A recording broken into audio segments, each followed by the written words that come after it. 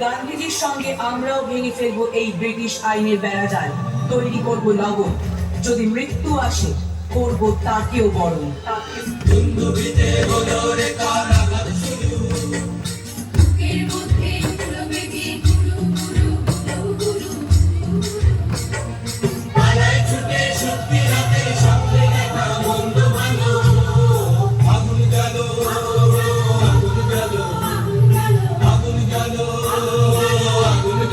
সময় 1930।